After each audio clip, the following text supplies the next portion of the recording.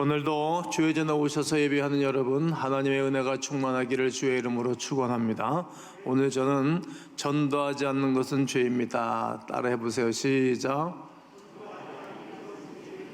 전도하는 것은 축복입니다. 이렇게 주제를 붙일 수 있지만 오늘은 더 강조하기 위해서 부정어를 사용한 것에 대해서 여러분들이 너그럽게 받아들이면 좋겠습니다. 여러분은 여러분 자신을 어떻게 생각하십니까? 또 여러분은 모든 사람들을 바라볼 때 사람들을 어떻게 정의하고 싶습니까? 성경은 사실 인간에 대하여, 사람에 대해서 굉장히 부정적으로 성경을 기록하고 있습니다. 바울 같은 사람도 이렇게 고백을 하고 있습니다. 내가 원하는 것이 있는데 선은 행하지 아니하고 도리어 원하지 않는 악을 행하는도다. 아주 힘든 고백을 하고 있죠.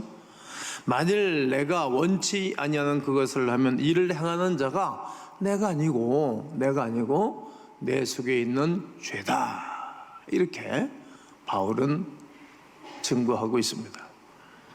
오늘 본문도 보십시오. 인간은 본질적으로 죄인이라는 사실을 선언하고 있습니다.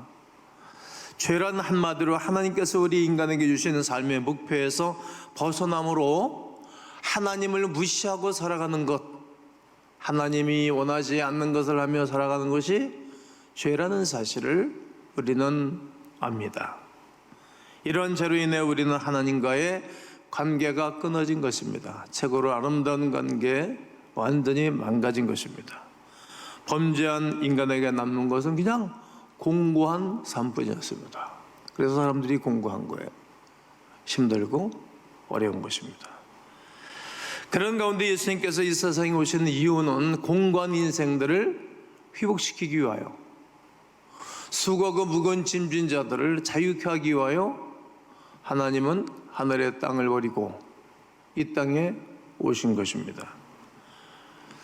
그러므로 죄인인 죄인인 수많은 사람들을 구원을 받도록 하는 그 일을 하는 것에 하나님은 기뻐하시고, 그 일을 하는 성도, 그 일을 하는 교회, 그 일을 하는 기업, 그 일을 하는 가정을 매우 하나님이 기뻐하십니다. 예수님을 보십시오. 평생도록 전도자로 사셨습니다. 이른 새벽에서부터 한낮에도 밤늦게까지, 또 날씨에 관계없이, 당신의 바이오리듬에 관계없이 일평생토록 전도자의 삶을 사셨습니다. 부지런히 사람들을 만났습니다. 사람들을 만나는 것이 우리 사람들의 삶입니다. 요즘은 혼자 밥 먹고, 혼자 자동차 운전하고 출근하고, 혼자 영화관 가고, 혼자 삶을 삽니다. 금세기에 있어 마귀가 아주 똑똑하게 사람들을 현혹했어요. 혼자 지내라는 거예요. 고독하게 만드는 거예요. 공고하게 만드는 거예요. 가정에서도 홀로 지내는 사람들 많잖아요. 또 친구 사이도 별로 만나는 거 좋아하지 않고 그런 세상이 됐어요. 그럼 결국은 인간은 점점 황폐해져 가는 것입니다. 일본은 이미 우리보다 먼저 산업화가 이루어지고 난 다음에 벌써 30-40년 전서부터 고독사가 심해졌어요. 홀로 외롭게 지내다가 혼자 죽는 거예요. 그럼 시신이 집에서 썩어 냄새가 나고 그러다가 나중에 발견돼서 정리를 해주는 일이 있었는데, 요즘 그게 한국 땅에 이제 일어나고 있는 거예요. 홀로 사는 거예요. 그러면 우리는 사람들을 찾아가는 사람들이에요. 사람들을 만나는 사람들이에요. 전 누누이 말을 해서 집에서 개 기르고 고양이 기르는 것도 좋겠지만, 그러나 사람들을 길러내야 돼. 사람이 더 중요하지 않겠습니까? 이처럼 복음을 증거하고 사람을 만나는 것은 예수님의 최우선의 삶이었습니다. 그러므로 전도자의 삶은 우리 그리스도인들에게도 삶의 최우선순위가 되어야 합니다. 성경은 복음을 전하지 않는 우리에게 화가 있을 것이라고 분명히 성경은 고린도전서 9장 16절에서 말합니다. 다 함께 한번 읽어보겠습니다. 시작. 내가 복음을 전할지라도 자랑할 것이 없음은 내가 부득불할 일임이라.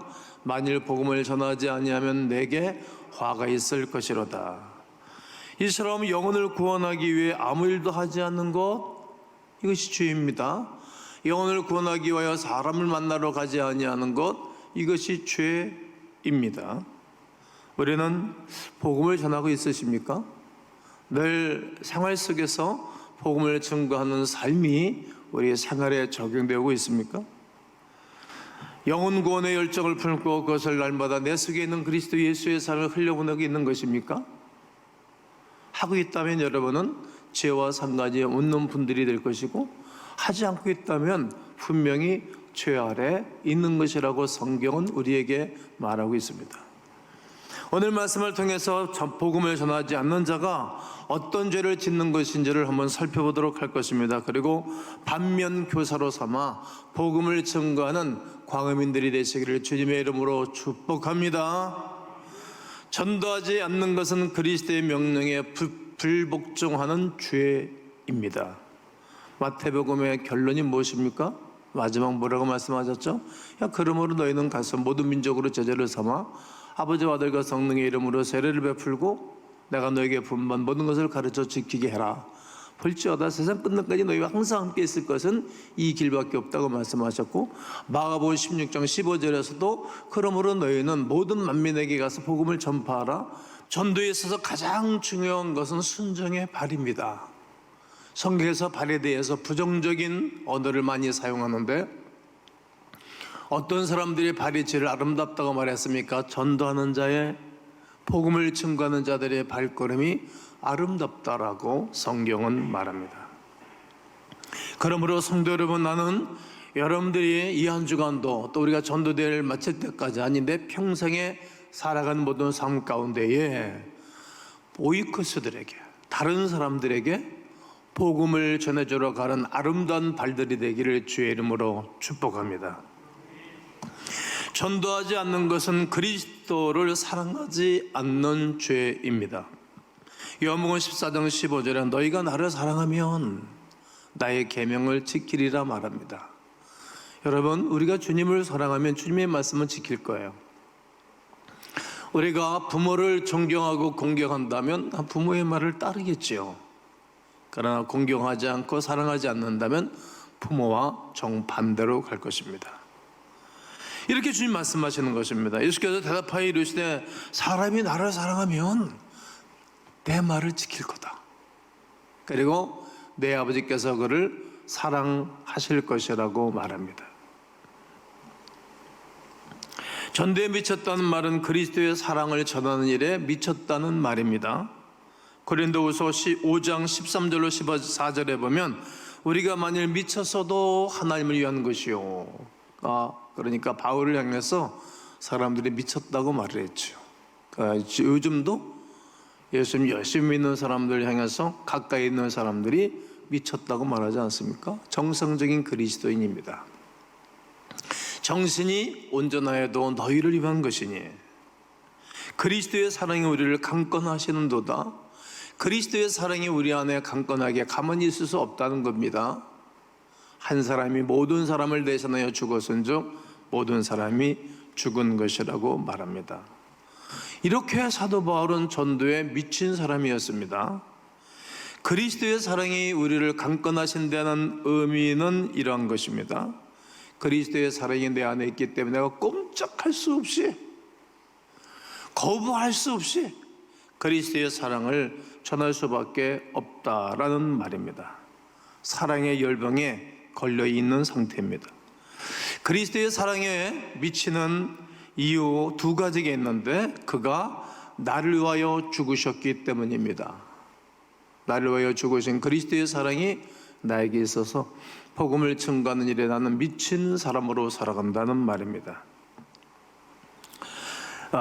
로마서 5장 7절과 8절에 기록하고 있습니다. 의인을 위하여 죽는 자가 쉽지 않고 선인을 위하여 용감히 죽는 자가 혹 있거니와 우리가 아직 죄인 되었을 때 그리스도께서 우리를 위하여 죽으심으로 하나님께서 우리에 대한 자기의 사랑을 확증하셨다라고 말합니다. 그가 나의 삶의 이유가 되기 때문입니다. 여러분은 그리스도를 만나기 전에 어떤 것에 목표를 두고 살았습니까? 다 목표가 있었을 거 아니겠어요? 저에게도 분명한 목표가 있었죠. 그러나 그리스도 예수를 만나고 난 이후에 저의 삶의 목표는 달라졌습니다. 완전히 달라졌지요. 왜요? 나의 삶의 중심이 그리스도로 바뀌어졌기 때문입니다. 이것이 주님께서 다시 사신 이유가 되겠습니다. 그리스도처럼 살고 그리스도처럼 찬송하고 그리스도를 바라보고 살 수 있게 되었기 때문입니다. 그리스도의 사랑에 미쳤을 뿐만 아니라 그리스도의 사랑을 전하는 일에도 우리는 미쳐야 할 것입니다. 그리스도의 사랑을 전하는 것이 바로 전도입니다. 왜 전도해야 합니까? 그리스도의 사랑만이 인간을 변화시킬 수 있기 때문입니다. 인간의 가장 큰 불만은 자기 자신입니다. 인간이 가진 가장 큰 존재의 갈망은 변화의 갈망입니다. 아마 여러분도 뭔가를 좀 변하고 싶은 갈망이 있을 것이라고 생각합니다. 그런데 인간의 진정한 변화는 사랑을 알고 깨달을 때 시작됩니다. 그리스도의 사랑에 감격하는 사람치고 변화되지 않은 사람이 한 사람도 없었기 때문입니다. 그렇습니다. 그리스도의 사랑만이 인간을 하나님과 화목하게 하고 하나님과 관계를 회복할 수 있는 유일한 길이기 때문입니다. 성경이 말하는 인류 최대의 과제는 창조주 하나님과의 바른 관계의 정립입니다.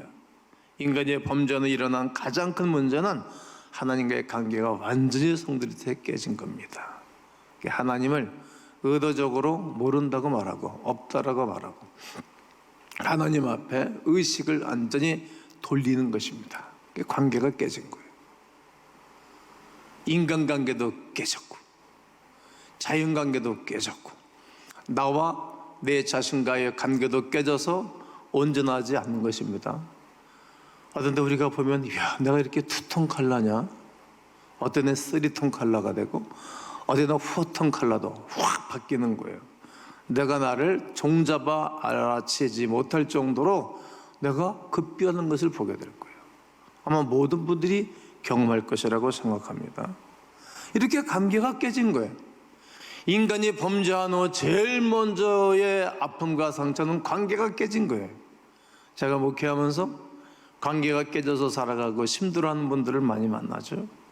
가족끼리도 안 만나는 거예요. 부모와도 안 만나고 친정을 결혼하고 난 다음에 한 번도 안 가는 그런 분들도 만났어요. 제가 압니까? 저한테 얘기하니까 알지? 그리고 힘들어하는 거예요. 그리고 그리스도 예수께서 우리를 당신을 아무런 대가 없이 용서하신 것처럼 용서하고 위험한 죄의 벽을 허물고 관계를 회복하라고 외치고 기도해주면 회복을 하고 행복한 삶을 살아요. 얼굴이 쭉 펴지고 그리고 삶이 복되게 살아가는 분들이 많이 계십니다. 부부끼리도 완전히 엉망진창된 그런 분들이 저를 통하여서 회복을 하고 잘 살아가는 분들이 많이 계십니다.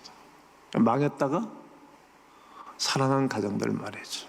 이게 관계가 회복하는 거예요.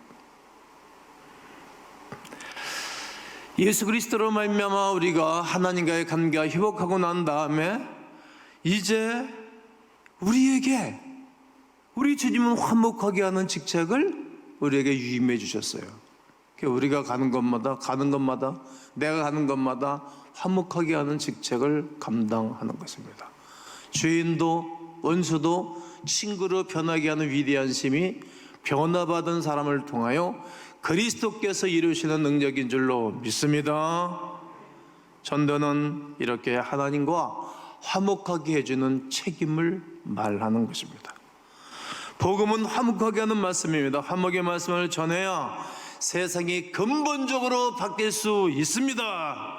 이제 사도 바울은 일에 미쳐 살았습니다. 내일 주님께로 전도 축제를 마치는 것도 이렇게 미치는 것도 주님의 사랑에 미치는 것 중에 하나입니다. 그러므로 우리 모두 전도하는 일에 앞장서고 전도하는 일에 한번 미쳐보시죠. 그것이 주님을 사랑하는 길입니다. 예수님을 가장 사랑하는 사람은 이 복음을 전해주는 사람입니다. 왜요? 예수님이 원하는 일이기 때문이지요. 구령에 불타는 사람이 주님을 진정으로 사랑하는 사람입니다. 온 교회가 이 일에 미치면 세상에 감당할 수 없는 하나님의 기적과 부흥과 은혜의 역사가 일어나는 것입니다. 전도하지 않는 것은 그리스도를 따르지 않는 죄 중에 하나입니다. 요즘 많은 신학자, 목회자들이 하나같이 외치는 것이 무엇인지 아십니까? 교회가 갱신해야 되겠다는 거예요. 교회 원래 본질로 돌아가야 되겠다는 이유입니다. 이 말은 그 시간이 지나면서 교회가 본래의 정신을 잃어먹었다는 거예요. 교회가 잊어먹었다는 말은 성도들이 본래의 정신을 잃어먹었다는 거예요. 우리는 하나님께로부터 받은 사랑이 너무 커요. 또 교회로부터 받은 사랑이 얼마나 큽니까?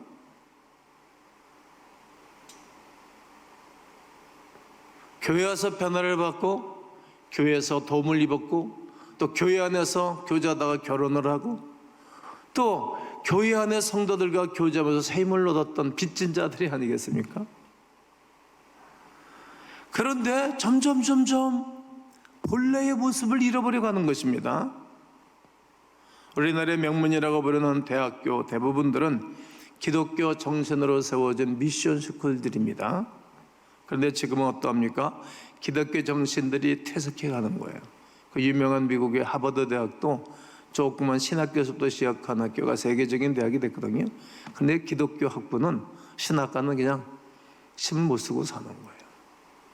저희 묘교도 신학교에서부터 시작한 학교가 일반 학생들이 얼마나 많은지 몰라요. 그냥 학교 운동장에 여기저기 담배꽁 쪽에 있고 신학교로부터 시작한 학교가 기독교 정신이 퇴락해 가는 거예요. 점점 그렇게 바뀔 거예요. 종교의 자유를 억압하지 말라고 체포를 강요하지 말라는 거예요. 1인 시위도 벌이는 학생들도 많이 있지 않습니까?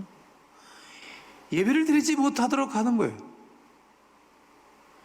점점 이 세상 구조는 우리가 하나님을 예배하지 못하도록 만드는 거예요. 하나님을 찬양하지 못하도록 하는 거예요. 복음을 증가하지 말라고 말하는 것입니다. 본질을 회복한다는 말은 곧 예수님이 이 땅에 오셔서 보여주신 모범을 따라가는 것을 말하는데 이것을 하지 말라는 것입니다. 그래서 우리는 그들의 말에, 세상적인 말에, 사단의 고동적인 작전의 말에 우리는 귀를 기울일 수 없습니다. 들을 수 없습니다. 우리는 반대로 나가서 복음을 전해주는 것, 이것이 성도의 본질입니다. 예수님께서 믿는 모든 사람들에게 요청하신 요청이 무엇입니까? 예수님이 제자들을 부르실 때 나를 따라오너라, 내가 너희를 사람을 낚는 어부가 되게 할 것이라고 말했습니다. 제자들을 부른 이유는 결국 복음을 전개해 주기 위함이었습니다. 하나님이 여러분과 나를 부르신 이유는 구원의 은총을 누리게 하시고 난 다음에 이제 이 복음을 전해주려는 거예요. 누가 하겠어요? 먼저 부름받은 하나님의 사람들이 이 세대에 맡긴 사명입니다. 그러므로 예수님을 따른다면서 영혼을 구원하지 않는다면 결국 예수님을 진정으로 따르지 않는 죄를 범하는 것입니다. 나는 이번 전도 축제를 통해서 영혼 구령의 그 뜨거운 역사가, 구령의 열정이 여러분 가운데 불리듯 일어나기를 주의 이름으로 축복합니다. 전도하지 않는 것은 그리스도 안에 거하지 않는 죄입니다. 전도는 억지로 하는 것은 아닙니다. 전도는 그리스도 안에 거하면 저절로 되는 것입니다. 우리가 내 안에 그리스도의 영이 있으면 그냥 전하고 싶은 거예요.